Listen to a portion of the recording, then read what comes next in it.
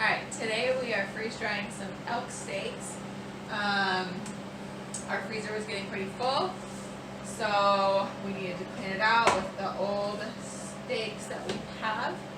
And we also want to do a test to see if freeze dried steaks are more tender than just frozen. So we have a bunch of steaks in here, and then we kept a couple out to test it later. Alright, it's been 28 hours and 40 minutes. We're going to open this up and see how these steaks are doing.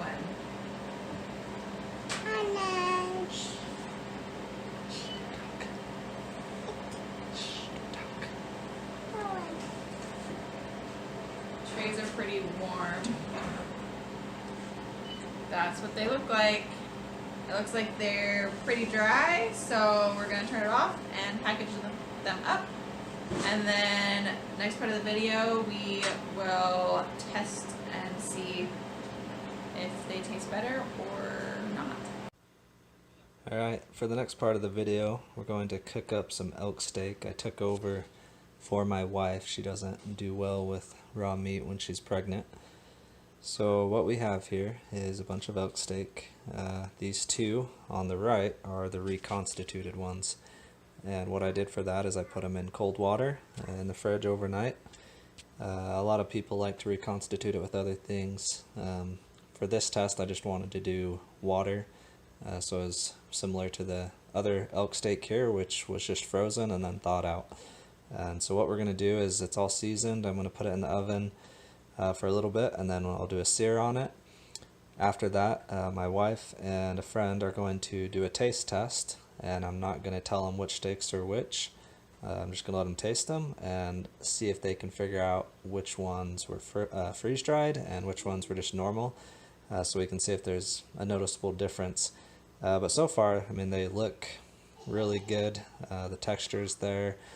The only difference I've seen so far is because I soaked them in water, is a lot of the blood was drawn out, so the freeze-dried ones are a little bit more pale, but hopefully that doesn't make too big of a difference. So we'll do that and see how it goes. Alright, so we have the steaks cooked, and my wife is going to try it out first and see what she thinks. There's obviously a color difference between the two. Okay.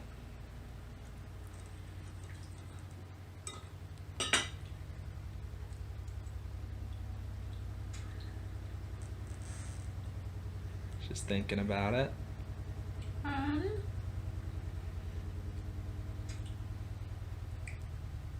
This one's better. Yeah? Yeah. How much better? Just a little bit. Texture's a little different.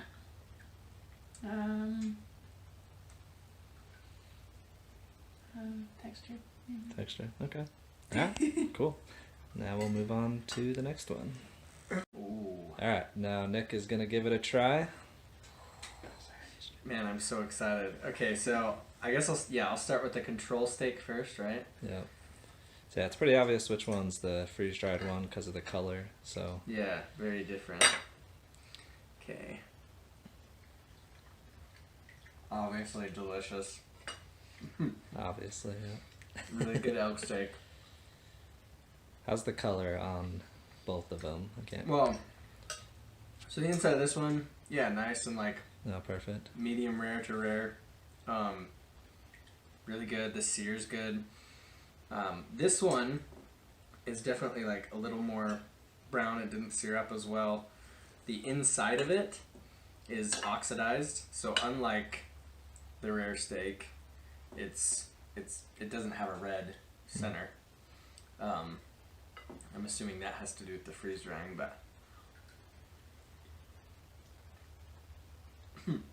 I mean,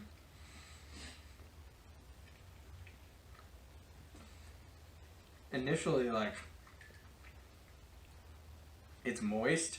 It's a little less juicy than this one. The kind of gaminess of the elk is not really there. It's like not as strong with this one. but you still get like the full flavor of it. And honestly, as far as like the feel of the meat, they're about the same. The rare one's a little more tender, but it's not like a massive difference. So, Sweet. I mean, hey, if this lasts longer, like, I'd go for it. Sweet. You'd eat it in an apocalypse? Oh yeah, absolutely. I mean, if you're gonna have steak in the apocalypse, like, heck yeah, I'd take that any day if it's gonna last me forever without needing to be refrigerated. That's great. Yeah, delicious. Sweet.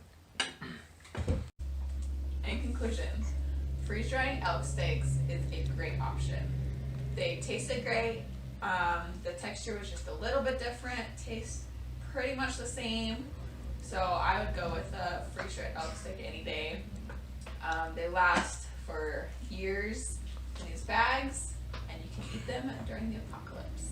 If you'd like to get your own freeze dryer, click the link below and get one yourself.